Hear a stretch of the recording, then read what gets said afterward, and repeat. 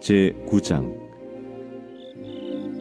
이 모든 것을 내가 마음에 두고 이 모든 것을 살펴본즉 의인들이나 지혜자들이나 그들의 행위나 모두 다 하나님의 손안에 있으니 사랑을 받을런지 미움을 받을런지 사람이 알지 못하는 것은 모두 그들의 미래의 일들임이니라. 모든 사람에게 임하는 그 모든 것이 일반이라. 의인과 악인, 선한 자와 깨끗한 자와 깨끗하지 아니한 자, 제사를 드리는 자와 제사를 드리지 아니하는 자에게 일어나는 일들이 모두 일반이니 선인과 죄인, 맹세하는 자와 맹세하기를 무서워하는 자가 일반이로다. 모든 사람의 결국은 일반이라. 이것은 해 아래에서 행해지는 모든 일 중에 악한 것이니 곧 인생의 마음에는 악이 가득하여 그들의 평생에 미친 마음을 품고 있다가 후에는 죽은 자들에게로 돌아가는 것이라. 모든 산자들 중에 들어있는 자에게는 누구나 소망이 있음은 산 개가 죽은 사자보다 낫기 때문이니라. 산자들은 죽을 줄을 알되 죽은 자들은 아무것도 모르며 그들이 다시는 상을 받지 못하는 것은 그들의 이름이 잊어버린 바 됨이니라. 그들의 사랑과 미움과 시기도 없어진 지 오래이니 해 아래에서 행하는 모든 일 중에서 그들에게 돌아갈 몫은 영원히 없느니라. 너는 가서 기쁨으로 네 음식물을 먹고 즐거운 마음으로 내 포도주를 마실지어다. 이는 하나님이 내가 하는 일들을 벌써 기쁘게 받으셨음이니라. 내 의복을 항상 희게 하며 내 머리에 향기름을 그치지 아니하도록 할지니라. 내 헛된 평생의 모든 날, 곧 하나님이 해 아래에서 내게 주신 모든 헛된 날에 내가 사랑하는 아내와 함께 즐겁게 살지어다. 그것이 내가 평생에 해 아래에서 수고하고 얻은 내 몫이니라. 내 손이 이를 얻는 대로 힘을 다하여 할지어다. 내가 장차 들어갈 스올에는 일도 없고 계획도 없고 지식도 없고 지혜도 없음이니라.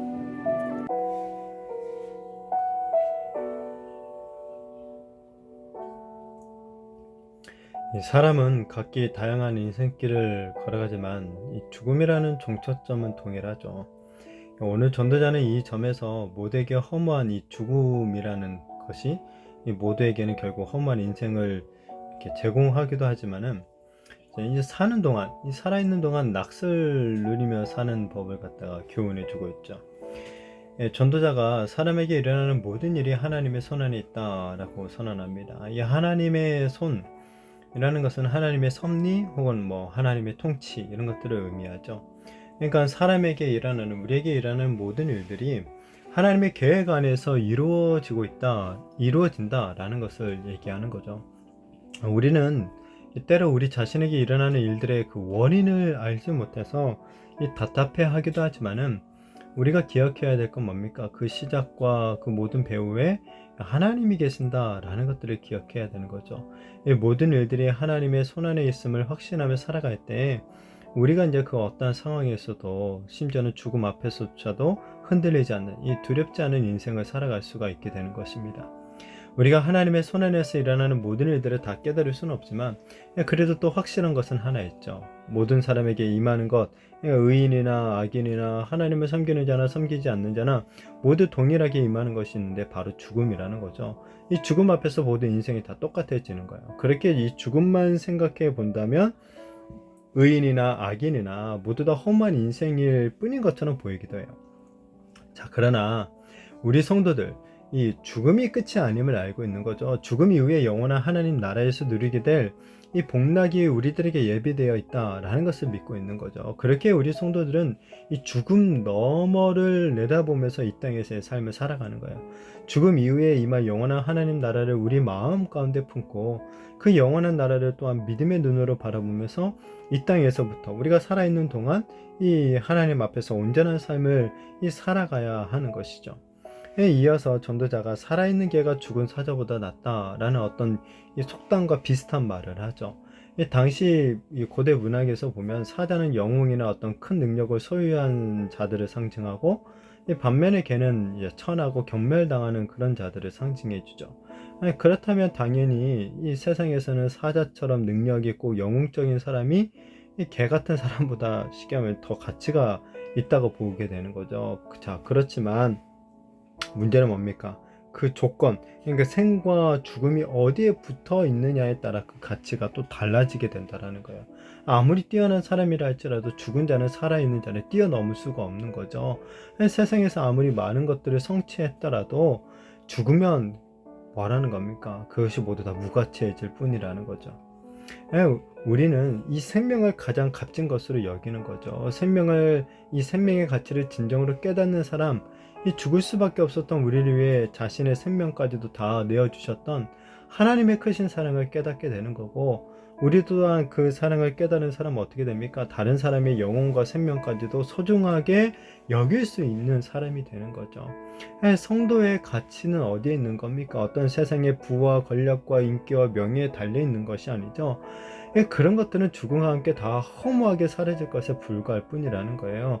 우리 성도의 가치는 생명에 있는 거예요. 무엇보다도 하나님이 주실 영원한 생명이라는 그 가치가 있는 거죠. 그래서 우리가 어떻게 하는 겁니까? 세상에서 아무리 욕을 얻어먹고 정말 핍박을 받다 할지라도 이 놀라운 가치, 이 생명의 가치를 세상에 전파하면서 우리가 이 땅에서 살아가는 거죠.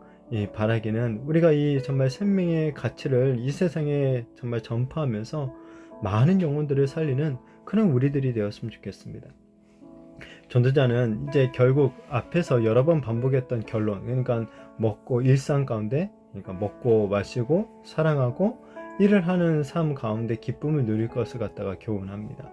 이것은 단순히 어떤 육신적인 쾌락이나 만족을 위해서 살아가라 뭐 그런 것은 아니죠.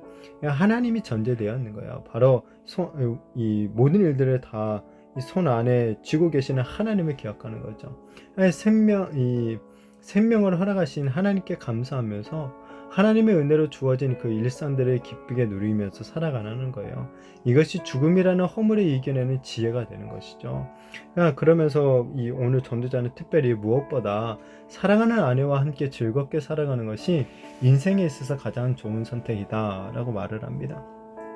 그렇지 않습니까? 현대 많은 사람들이 이 헛된 재물, 정말 허무하게 없어질 그 재물을 얻으려고 정작 자신과 제일 가까이에 있는 가족들을 내팽개치는 그런 일들을 우리가 보게 되죠. 말로는 가족을 위해서 뭐 돈을 번다 라고 하지만은 어떻습니까? 그 돈 때문에 오히려 가족과 아내와 싸우고 자녀들과 싸우고 다투고 미워하고 그런 삶을 살아가는 거죠. 그런 삶에 과연 무슨 행복이 있을 수 있겠습니까? 세상은 돈으로 행복을 살 수 있다라고 주장하지만은 이 속임수의 불감을 우리는 깨달아야 되는 거죠. 돈이 아니라 하나님이 주신 일상의 복을 깨닫고 그 안에서 만족하면서 무엇보다 사랑하는 아내와 남편, 자녀들과 함께 이 일상의 감사와 기쁨을 누리는 것, 그것이 진정으로 행복한 삶을 살아가는 것이 되는 것입니다. 바라기는 우리 모든 성도님들도 하나님이 날마다 그 허락해 주시는 그 일상 속에서 온 가족이 함께 참 둘러앉아서 정말 먹고 마시고 서로 기뻐하고 서로 감사하고 또 서로 무엇보다도 사랑하면서 또 서로에게 각자에게 주어진 일들을 잘 감당하는 가운데 하나님께 감사하고 하나님이 주신 그 행복을 느끼면서 우리가 정말 살아가게 되어지기를 축복합니다. 죽음이 오면 사랑하고 싶어도 사랑할 수 없게 됩니다. 정말 세상의 헛된 것들을 잡기 위해서 인생을 허비할 것이 아니라 사랑하는 가족들과 함께 하나님이 약속하신 그 영생을 소망하면서 하나님이 허락해 주신 일상에 감사하고 기뻐하며 살아가는 저와 우리 모든 성도님들과 또한 가정들이 되어지기를 예수님의 이름으로 축복합니다.